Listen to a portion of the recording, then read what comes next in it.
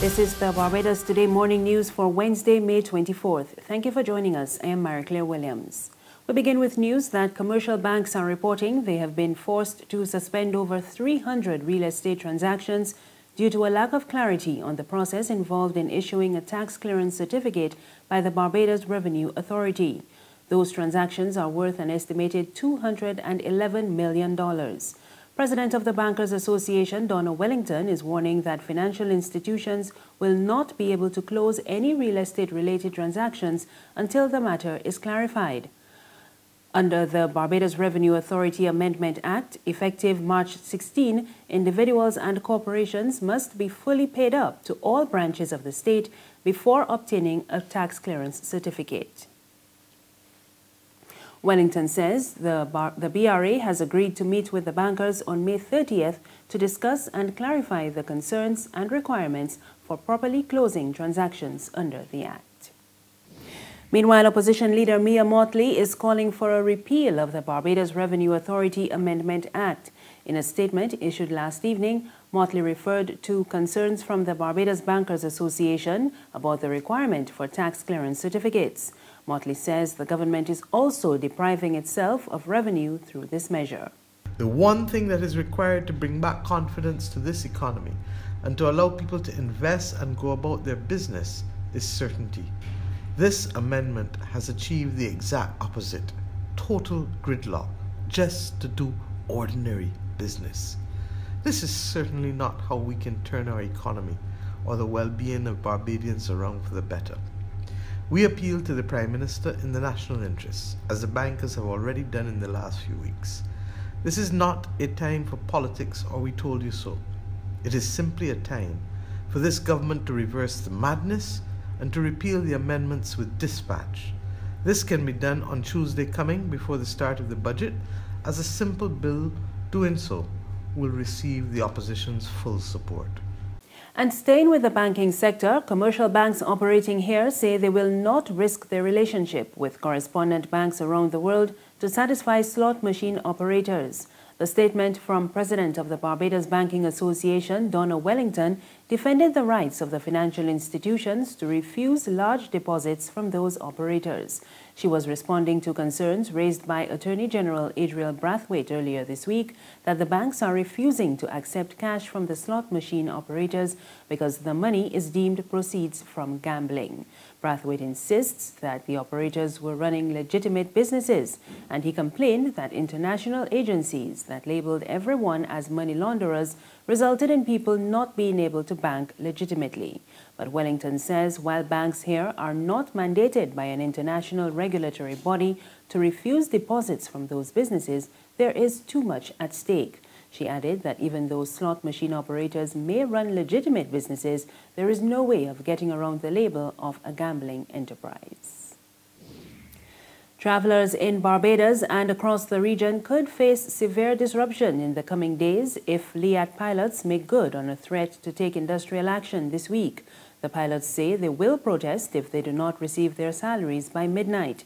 President of the Leeward Islands Airline Pilots Association, Captain Carl Burke, says the planned action will take the form of sit-ins at various airports and possible picketing, and it may last for at least 4 days. Burke says all pilots, except those on probation, will participate in the process. The matter of contention is the late payment by the cash-strapped Liat. It came to a head last month with an open exchange of accusations between Lialpa and management. At the time, the airmen called for the sacking of the entire leadership of the company. Industrial action was averted at the 11th hour after an agreement was reached at a meeting with shareholder governments. There's regional and international news after this short break. Who call and get your yams and potatoes? Wait, my girl, how you want to for long? I can't how you keeping, but you don't sell the nation paper no more. But that paper ain't selling. This month now I stop selling that. Look, one time I would have make a little dollar on the Sunday sun. But when Sunday night, I still trying to get the weather there. Well, you know you can't call that the Sunday sun no more. You're going to call that Sunset News. Call at no time that news stale. People complain that them ain't got nothing in it to read, and the price keep going up all the time. A woman abused me so sick the other day, telling me that she just read Barbados Today online for free. I couldn't take that abusing soul, so I switched to my potatoes and yams. Well, let me tell you, pork selling, You got to raise pigs. How much for the yam? Oh, 75 cents a pound. But that's cheaper than that stale news. Give me How much you want? a pound. Only a pound? Anyhow, these eating real good. Let me wrap them up for you. Come.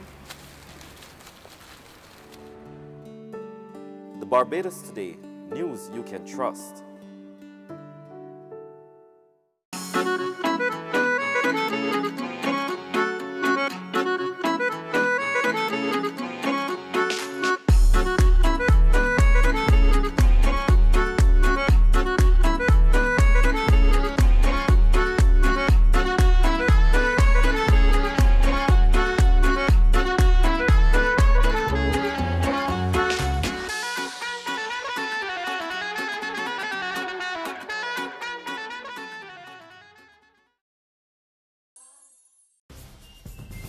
We're back with news from the region. St. Lucia's Prime Minister Alan Chasney says he does not expect any fallout from the rise in airport tax.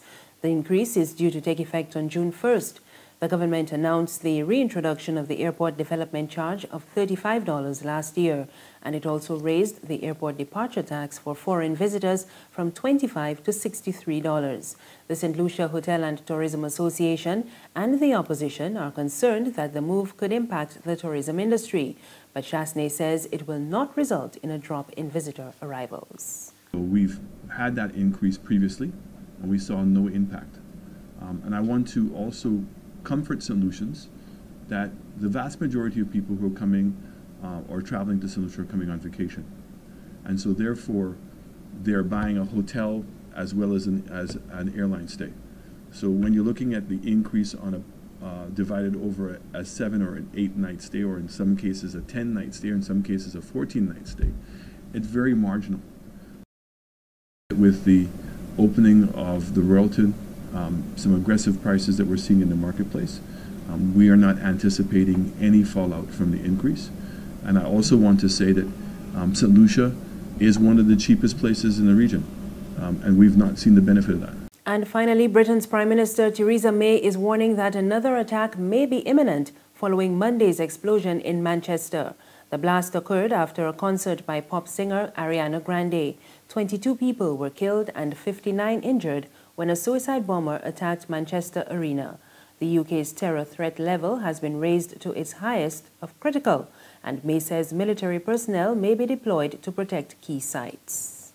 The Joint Terrorism Analysis Centre, the independent organisation responsible for setting the threat level on the basis of the intelligence available, was keeping the threat level under constant review. It has now concluded, on the basis of today's investigations, that the threat level should be increased for the time being from severe to critical.